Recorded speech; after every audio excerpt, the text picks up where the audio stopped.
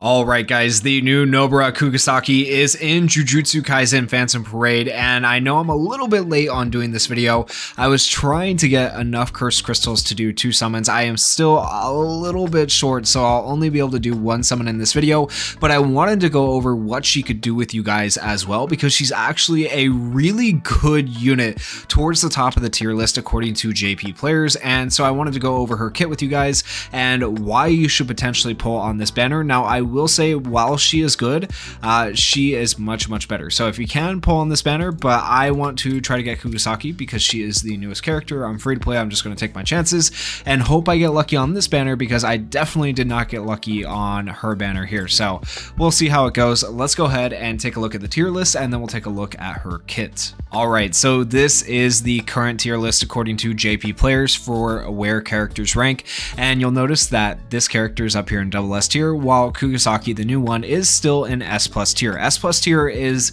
actually really good. Like, I have this Fushiguro, I have this Kugisaki, I've used them a lot to carry me through a lot of content. They are very good. So this one is no exception. She's really good as well, and she's similar to her counterpart in the game, except for like her ultimate here becomes her skill 3, which is pretty interesting to say the least.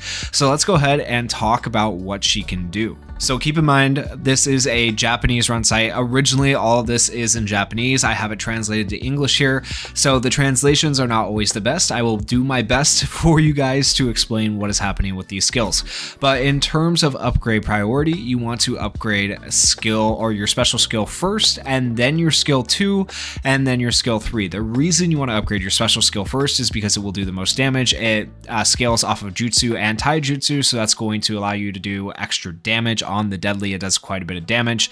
And then also you're going to want to scale this one next, because it's an AoE attack, and it's an AoE attack that applies a nail stack to each enemy you are attacking. So this is really good for taking on multiple opponents at a time. This will be the skill you are using most frequently, and that's why you would want to upgrade skill 2.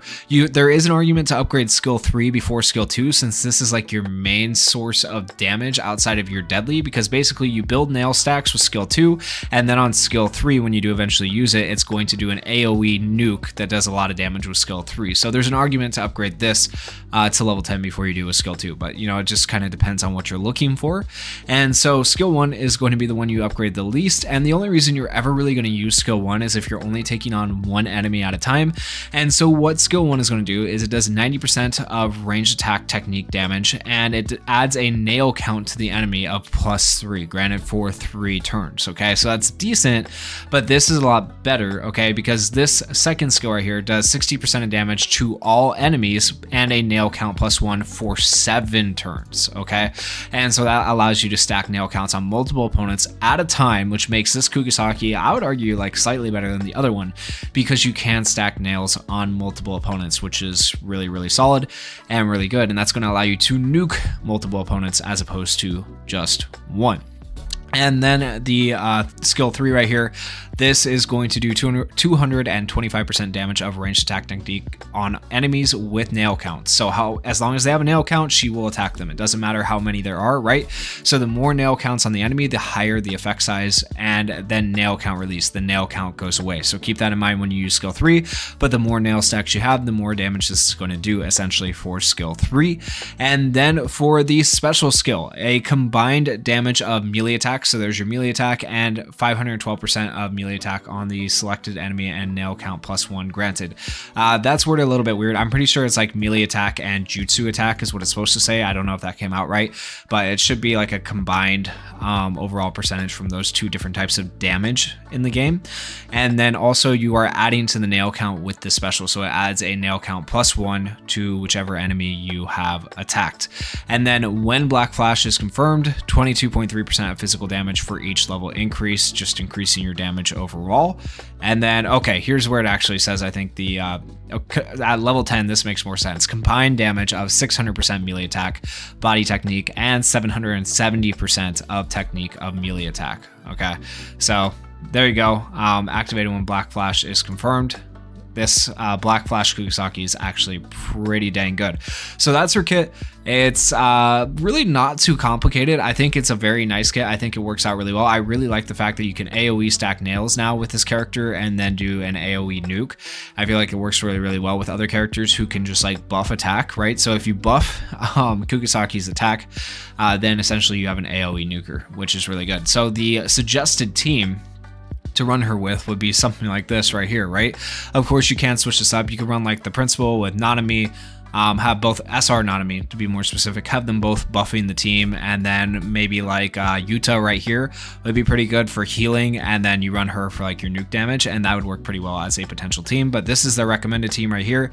This is the recommended memory to run on her, or residue, whatever you want to call that. And as for the residue that you are also summoning for on this banner, it's not rated that greatly. We'll take a quick look at it, but I wouldn't recommend necessarily pulling for the residue so much as you should be pulling for the character. So here is the summonable residue. This is the event residue below it. And you can see enhance the technique by 40% during 3T and reduce damage taken by all allies. So it's going to help your allies survive, basically, from my understanding. I don't know why these say the same thing. Are they the same thing? They shouldn't be the same thing, right? Because one's the event and one's the summonable. I don't know. It's weird. It's weird the way that one ends up working out. But A+ is where that one gets placed. So if we go in here and we take a look at it, right, then we can scroll down and maybe see a little bit more on it. Okay, so when activating a command skill or a special attack increases your technique by 40%, it has a long effect time of 3 turns, so it goes well with characters that deal damage for a long time with normal skills, and then reduces damage to yourself and your allies as a whole. It is possible to reduce the damage taken by all allies by 10% when using this skill, which can increase the durability of the party. If your HP is 70% or more, you will receive an additional 25% damage reduction, making it easier to maintain high HP in early stages of battle. So there you go. That's what it does. I don't think it's too crazy. I don't think you necessarily need this residue. But hey, if you get it, you get it. So, all right, with all that said, let's do our one summon and see if we can get lucky. So once again, on this game, I am a free-to-play player. I think most people who are playing this are probably going to be free-to-play. You have to have a VPN to play it. It is JP only. If you guys want to know how to download and play the game, there is a link to a video in the description where I go over how to download this game and how to play it on mobile. As for PC, like BlueStacks, I don't know. I haven't tried any of that. I'm not going to necessarily try any of that anytime soon. I do know they are actually working on a PC client version of this game, but once again, I don't know if that's going to be JP only. Probably going to be JP only, but it'd be nice if they announced like a global launch along with the PC client. But that was in fact confirmed in their roadmap, so we'll see. But anyways, I have the one summon that I mentioned before, 5,625 curse crystals there that I can spend. If I get 400 more, essentially I'll be at 6,000. That'll be my second summon. Hopefully, maybe in the future, I will be able to earn enough before this banner goes away. It goes away on the 21st, by the way, to be able to do that second summon. And I might not do, I probably won't do a separate video doing that second summon, but if like I'll screen record it, if I end up getting it, I'll put it in a short or something. But let's hope we get it on the first one, you know? Let's just hope. Hopefully we see a Gojo. Hopefully we see a Black Flash here on the summon animation. You never know. Fingers crossed. And if you guys are summoning, I wish you guys luck. Let's do this together. Our one summon as free-to-play players. That is one thing I will say. It is a bit rough as a free-to-play player to try and get summons. Luckily, they are fairly generous with the gifts they give you when new banners do come out. They give you basically one free summon for free. Oh, no Black Flash, no Gojo. I mean, there's always a chance without an animation, right? But you never know. Please, please, please. It's not looking good. No! Okay, there's literally nothing there. All SRs and rares. I was hoping we would see something. There's actually just nothing there. And I don't think you get... I don't think I've ever seen a fake out in this game. I don't think it's possible to get a fake out in here. It would be nice if that was a possibility. But it doesn't look like... Nope, that's not the case. Dang it, man.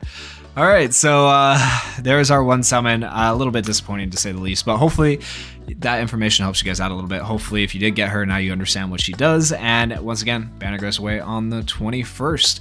Thank you guys so much for watching this video and for supporting the channel. Peace.